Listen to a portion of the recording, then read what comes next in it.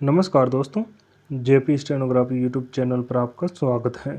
ये डिक्टेशन 80 शब्द प्रति मिनट का होगा, जो कि 7 मिनट तक बोला जाएगा। जनसत्ता से लिया गया है। 10 सेकंड बाद स्टार्ट किया जाएगा। दोस्तों, अगर आप चैनल पर पहली बार आए हैं तो चैनल को सब्सक्राइब जरूर करें, साथ ही बेल आइकन भी ऑन कर दें ताकि आपको डेली नए नए शब्दों की डिक्टेशन और नोटिफिकेशन सबसे पहले मिलती रहे। Ready, start.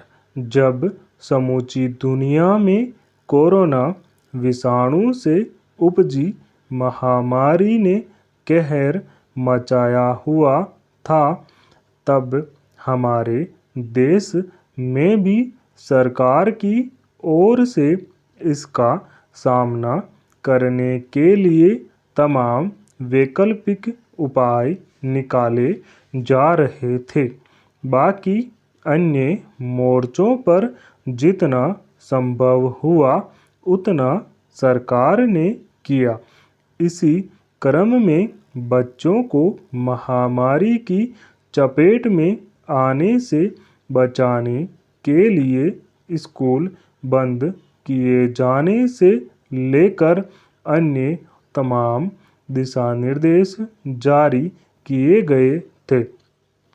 इसके तहत स्कूलों से यह भी कहा गया था कि वे इस दौरान बच्चों की फीस न वसूलें, लेकिन बहुत सारे स्कूलों ने इस पर गौर करना जरूरी नहीं समझा और कोरोना काल में भी अभिभावकों से शुल्क वसूले थे।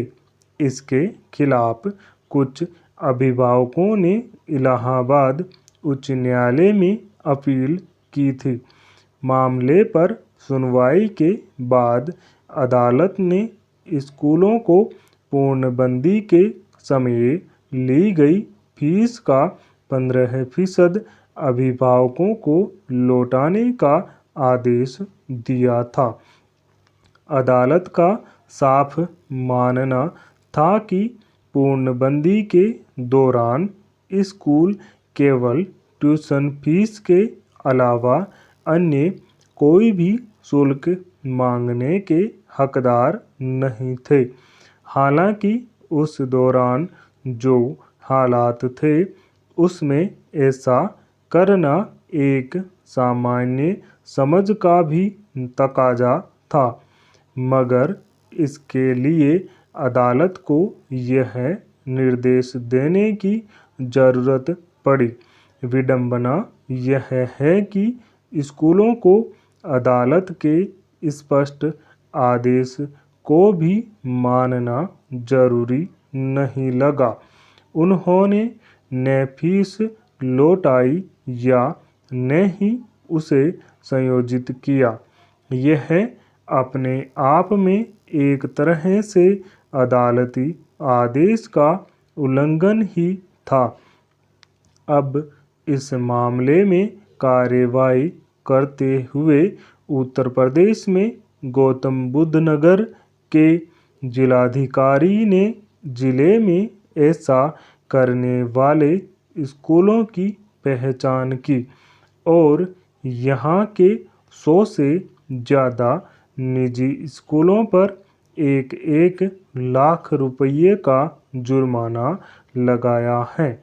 यही नहीं, इस कार्रवाई के तहत कहा गया है कि अगर 10 दिन के भीतर वसूला गया विद्यालय शुल्क अभिभावकों को वापस नहीं किया गया तो जुर्माने की रकम बढ़ाकर 5-5 लाख रुपये कर दी जाएगी। हो सकता है कि गौतम बुद्ध नगर के जिलाधिकारी के आदेश के कुछ कानूनी परिप्रेक्ष्य हों और उसी संदर्भ में इस पर अमल को लेकर कुछ सवाल हों, लेकिन इलाहाबाद हाई कोर्ट के आदेश के बावजूद इतने बड़े पैमाने पर स्कूलों ने अपनी मनमर्जी से फीस की वसूली की तो यह अपने आप में हैरान करने वाला मामला है। सवाल है कि अगर कोरोना से बचाव की कोशिश में बच्चों की सुरक्षा के मद्देनज़र स्कूलों को भी बंद रखा गया था, तो स्कूलों को कम से कम उस समय विद्यार्थियों से वसूले जाने वाले शुल्क के ढांचे पर अपनी ओर से विचार करना जरूरी क्यों नहीं लगा।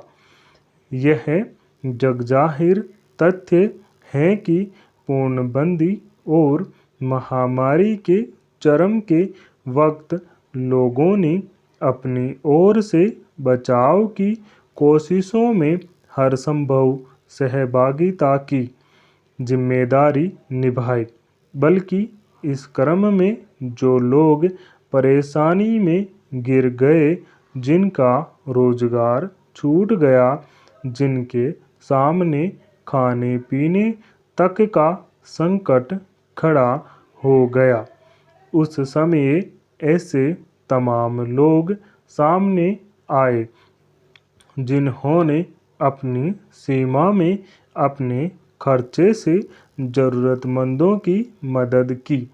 खुद सरकार ने अनाज मुहैया कराने से लेकर कई तरह के कार्यक्रम चलाए। ऐसे में स्कूलों की क्या जिम्मेदारी बनती थी? कम से कम फीस नहीं लेने की अपीलों के बाद उन्हें मदद के तौर पर ही सही अपने यहाँ पढ़ने वाले बच्चों की फीस का ढांचा कुछ नरम करना चाहिए था। लेकिन हालात यह रही कि वसूले गए शुल्क लौटाने के अदालत के निर्देश पर भी अमल करना उन्हें जरूरी नहीं लगा। स्टॉप। दोस्तों, इस डिक्टेशन का PDF लिंक डिस्क्रिप्शन में मौजूद है, आप वहां से जाकर डाउनलोड कर सकते हैं। दोस्तों, अगर डिक्टेशन अच्छा लगे, पसंद आए तो लाइक शेयर कमेंट जरूर करें। Thank you.